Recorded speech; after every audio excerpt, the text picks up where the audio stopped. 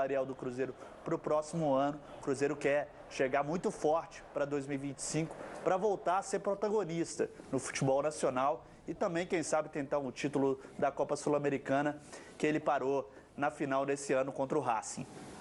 A gente começou o Tá Na Área falando, Raed, de expectativa, né, de alguns torcedores em relação a clubes que podem ou não abrir um pouquinho mais os cofres. A porta do cofre do Cruzeiro está aberta, né? Está destrancada e o dinheiro tá voando, porque... Chupatinhas. Tio Pedrinhos.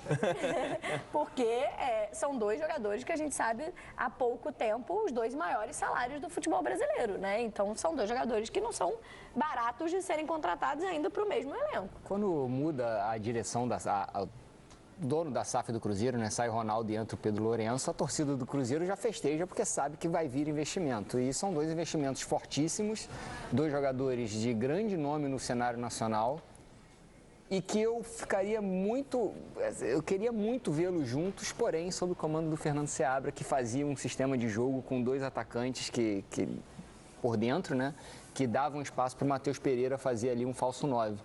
E acho que casaria muito bem no sistema de jogo do Fernando Seabra. Não sei se o Gabigol, como atacante de referência, vai casar no sistema do Fernando Diniz. Não sei se o Dudu conseguiria fazer um meia pelo lado direito ou lado esquerdo no sistema do Fernando Diniz, que precisa também de muita dinâmica, velocidade, e o Dudu não entregou isso no último ano do Palmeiras. É algo que a gente vai precisar ver se as contratações acontecerem no decorrer do ano.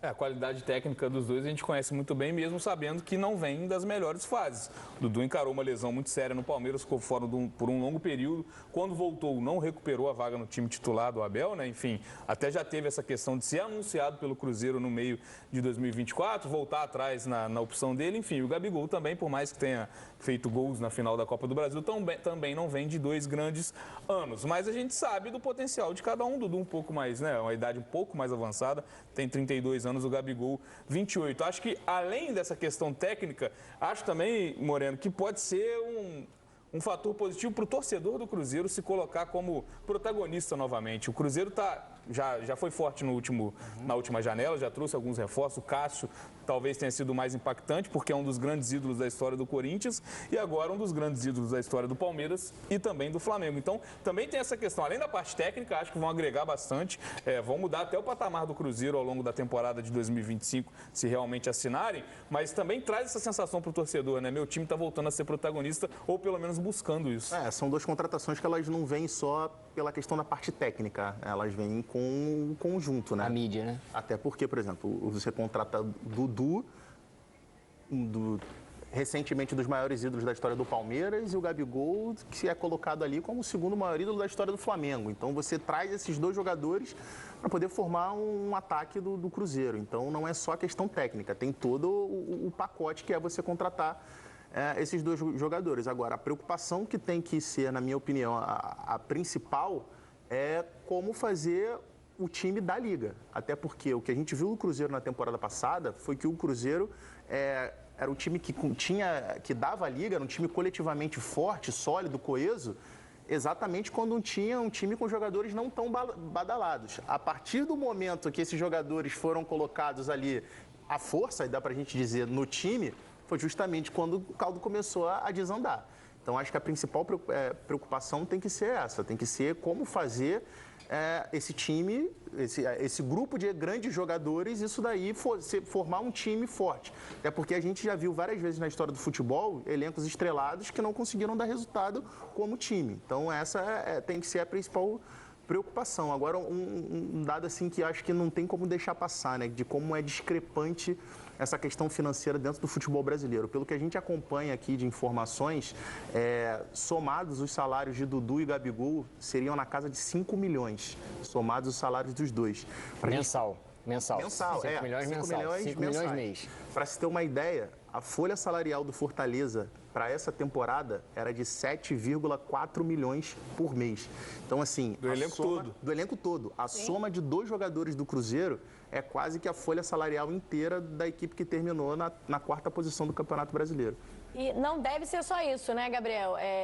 Como é que está se movimentando o Cruzeiro? Porque acho que parte dessa discussão de como colocar, né, Gabigol e Dudu dentro do esquema passa pela escolha do treinador, que já está definido. O Fernando Diniz renovou o contrato, está mantido na próxima temporada para o Cruzeiro. Então, certamente vai passar por ele a chegada de outros jogadores que talvez façam sentido dentro da forma do Diniz jogar, né? É algo que está sendo discutido por aí, tem outras posições que estão recebendo uma atenção especial. O Diniz, inclusive, até já começou esse planejamento com a diretoria, naquela reunião que ele garantiu a permanência no próximo ano, né? E o Cruzeiro já tem algumas realmente posições que ele está buscando, que é um zagueiro aí para chegar para ser titular, um xerifão, que o Cruzeiro sentiu falta nessa temporada. Então, pelo menos um zagueiro o Cruzeiro vai trazer para o próximo ano, que é também um lateral direito para disputar a posição com o William. O William ficou titular absoluto do Cruzeiro. Tinha o Wesley Gasolina, que encerrou o contrato e está saindo do Cruzeiro também. Então o Cruzeiro está em busca desse lateral direito para fazer frente ao William para disputar a posição. E o Cruzeiro quer mais atacantes, além do Gabigol. O Cruzeiro sentiu muita falta de peças, de opções para o Fernando Diniz no final da temporada. Muitos jogadores se lesionaram, né, nessa posição, inclusive o Caio Jorge, que acabou conseguindo bons números com o Fernando Diniz também.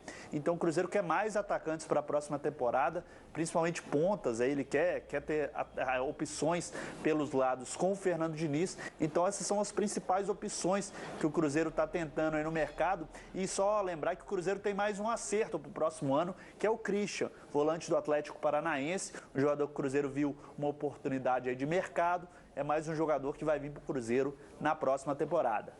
Cruzeiro se movimentando bastante, Raed, e acho válido também destacar que a reta final de temporada do Cruzeiro pode ter sido frustrante pela expectativa que foi colocada durante 2024. Mas virando a página e de certa forma, na minha opinião, sendo correto ao manter o Fernando Diniz, dá para esperar agora um time, digamos, não começando do zero, mas mais autoral. A gente fala que o trabalho do Diniz é o mais autoral do futebol brasileiro. Acho que com o início de temporada, ele tendo tempo para trabalhar um time desde o começo da temporada, sem precisar entrar como foi em 2024, já em fases decisivas, dá para esperar o Diniz colocando mais a cara dele e, claro, colocando esses jogadores da melhor forma possível no pensamento do treinador. Por isso é importante também ter paciência, porque pode ser, digamos, um novo trabalho dentro do Cruzeiro. Paciência é uma palavra que vai ser importantíssima, porque a reta final já carrega com a torcida do Cruzeiro uma impaciência com o trabalho do Diniz. Exato, esse é o ponto. Agora dá para dizer que é uma... tá passando de fase o Diniz, né? Mas pegando um paralelo com a última passagem dele no Fluminense, quando ele chega no Fluminense e ele fica para a temporada seguinte, ele já dá resultado na primeira temporada. Ele já consegue fazer o Fluminense jogar futebol logo de cara. Com o Cruzeiro, não. O Cruzeiro, ele disputa a Libertadores até o fim pela pontuação obtida pelo Seabra. Então, a paciência da torcida do Cruzeiro vai ser importantíssima nesse início de temporada. É importante dar tempo para o Diniz trabalhar, obviamente, porque é um estilo de jogo que não é fácil de adaptação. Agora, você conhece o futebol brasileiro, né? Se continuar com o futebol que jogou a reta final do Brasileiro, muito possivelmente o Cruzeiro vai fazer uma nova movimentação de mercado antes da virada do ano, antes do meio do ano. E aí o estadual serve para esse tipo de coisa também, né? Infelizmente. Era exatamente o que eu ia falar isso agora. Se tem duas coisas que não combinam, é paciência, trabalho e campeonato estadual. São 3 coisas que não combinam. Agora, Moreno, olhando para esse elenco que o Cruzeiro tem hoje, né? E o Gabriel já trouxe esses 2 nomes mais pesados e que podem pintar aí nas próximas semanas serem confirmados. E para o que mostrou o Cruzeiro nessa reta final de opções, aqueles que continuam, né? Pensando na forma como o Diniz gosta de trabalhar agora, começando um trabalho do início da temporada. Você acha que tem algumas posições que realmente chamam mais atenção? A zaga talvez seja a grande carência desse time? Assim, pelo que a gente viu, principalmente do trabalho do Fluminense, que é o que mais saltou os olhos do Diniz ultimamente, o Cruzeiro não tem exatamente esse zagueiro com a capacidade, por exemplo, que a gente viu no Fluminense no Nino. de ser esse cara de saída, de início, de qualidade de jogo ali. No meio você tem até alguns jogadores que podem fazer essa função, que tem essa capacidade. O Mateuzinho, por exemplo, tem muita facilidade de sair, de saltar da pressão. Talvez tenha sido o reforço do meio de temporada, junto com o Cássio ali, que mais tenha dado certo. Agora, assim, na zaga, você olha os zagueiros que o Cruzeiro tem, não tem esse zagueiro com essa qualidade de saída de início na construção do jogo. Então, para o tipo de jogo do Diniz, é fundamental. E aí, é claro, é o ajuste que a gente estava falando aqui da questão de tempo de trabalho. Ele tendo uma pré-temporada, a tendência é que a gente já veja no início do ano. Volante na zaga, tô brincando. O Wallace. Eu ia falar sobre isso, me surpreendeu que o Wallace não foi testado na zaga. Pode acontecer, às vezes vai ser testado, está no planejamento, a gente não sabe, mas a tendência é a gente ver um time que consiga desempenhar melhor, porque assim, gente, de fato, é muito complicado você estar com um tipo de trabalho ali, com um time que joga de uma forma, que tem um modelo de jogo, e aí de um dia para o outro muda completamente a forma de jogar, a forma de atacar, a forma de defender, a forma de sair jogando, como é que você corre para trás, como é que você... Normalmente, os times treinados pelo Diniz é aquilo que a gente vê, é todo mundo no setor da bola, e o cara está condicionado, passando 6 meses, 8 meses do ano treinando, que quando ele perde a bola, ele tem que fazer um movimento, e aí de uma hora para outra, o movimento que ele faz é diferente. Ao invés dele correr para trás, ele tem que correr para frente para poder pressionar a bola, mas também preocupado com a movimentação do adversário. Então, assim, é o tipo de coisa que não é no estalar de dedos que você pega, entendeu? Agora, obviamente, como o Raed disse, a cobrança do Diniz, já de início do ano, já nas primeiras rodadas do Campeonato Mineiro, o torcedor já vai querer ver resultado, porque tem um passivo grande dessa temporada. E é realmente a mudança mais brusca que a gente pode ter. Acho que no futebol brasileiro, quando a gente fala em troca de treinador, talvez seja do Diniz, muito por conta disso, na Raed. E tem mais ainda, pegando aqui um trecho do que o Pedro falou também. O jogador brasileiro hoje, nos últimos 10 anos, essa espanholização do futebol brasileiro, tentando jogar com pontas e fazer o jogo posicional, os jogadores eles já são formados desde a base usando um método que o Diniz não usa. Então, o jogador vai para o exterior, dá certo no exterior, com um time jogando dessa maneira também. Não é só no futebol brasileiro, é um modelo de jogo que é praticado em praticamente todo mundo. E aí o jogador vai para o exterior para jogar nesse modelo de jogo, desde a base está jogando nesse modelo de jogo, aí chega aqui com o jogo do Fernando Diniz, um jogo funcional, aproximação no setor da bola, quase todo o time próximo ali do setor da bola no mesmo quadrante. É muito difícil você corrigir isso da noite para o dia, durante um Campeonato Brasileiro, sem tempo de recuperação, jogo quarta, jogo domingo. Então o Diniz pegou um período muito complicado. Não que os resultados dele sejam justificados por isso, mas ele pegou um período muito complicado, a torcida tem um passivo grande e agora o início de temporada vai ser importante para que ele consiga tentar dar a cara dele ao time, mas ele vai ser complicado. Gabriel, agora, se tem outra coisa que a gente também sabe como funciona esse momento, esse mercado do futebol brasileiro, é o seguinte, todo mundo sabe que eu brinquei aqui, a porta do cofre do Cruzeiro está aberta. Então, o que tem de jogador sendo oferecido também ao Cruzeiro aos montes, né, meu amigo? Nossa, a lista tá grande, viu, Camila? Cada hora aparece um nome, a gente tá trabalhando bastante essa época, porque tem muito jogador sendo oferecido ao Cruzeiro. O Cruzeiro também está se movimentando muito no mercado, procurando opções dessas posições que eu já falei aí, né? Então, assim, a todo momento aparece um nome, é descartado o nome, ou o Cruzeiro começou a negociar, começou a conversar. Então, a janela do Cruzeiro realmente não vai parar no Gabigol, no Dudu e no Christian. Vão ter muito mais movimentações realmente de mercado, porque vão ter chegadas e saídas a toda hora nessa janela de temporada. 2 desses nomes já estão descartados, Gabriel, falando desses jogadores especificamente do São Paulo, que chegaram a ser, né, os nomes veiculados junto ao Cruzeiro, caso do Arboleda e do Luciano, já estão descartados. O Luciano, inclusive, que vive um caso de amor e ódio com o Fernando Diniz, né, nos últimos anos, já foi comandado por ele, tiveram uma briga recente num jogo no Campeonato Brasileiro. Já são nomes descartados ou ainda podemos ver Arboleda e Luciano talvez a caminho do Cruzeiro? São nomes descartados inicialmente. O Luciano até apareceu esse nome há mais tempo, inclusive, no Cruzeiro. Foi um nome oferecido realmente à diretoria do clube. O clube até considera que é um bom jogador e tudo, mas não está nos planos.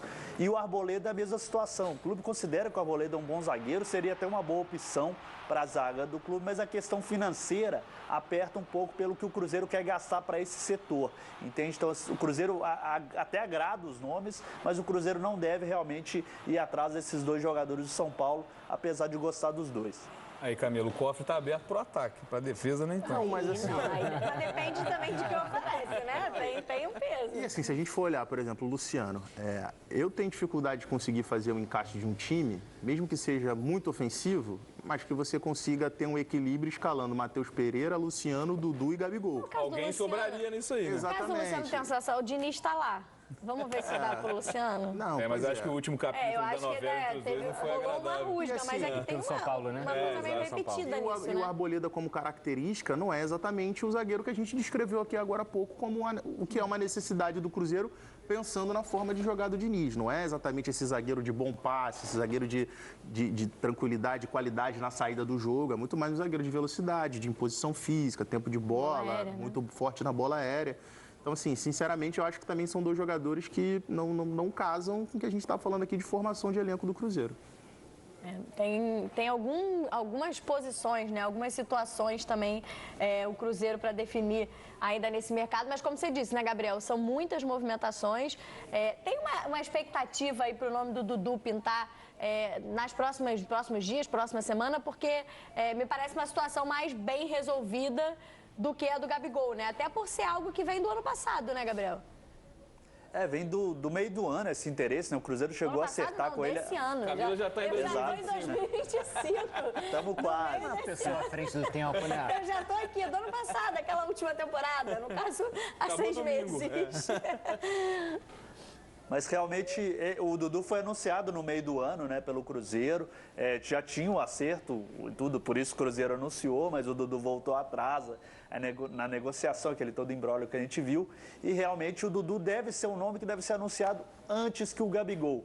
Por tudo, porque ele já rescindiu o contrato com o Palmeiras, o Gabigol ainda tem, teoricamente, né, tecnicamente, ele ainda tem contrato com o Flamengo até o fim de dezembro, né? Então, assim, o Dudu deve ser anunciado antes que o Gabigol, a expectativa, inclusive, que seja antes das festas de fim de ano, a gente tem que ver como que vai ser essa questão burocrática, mesmo os últimos detalhes de contrato, mas a expectativa é essa.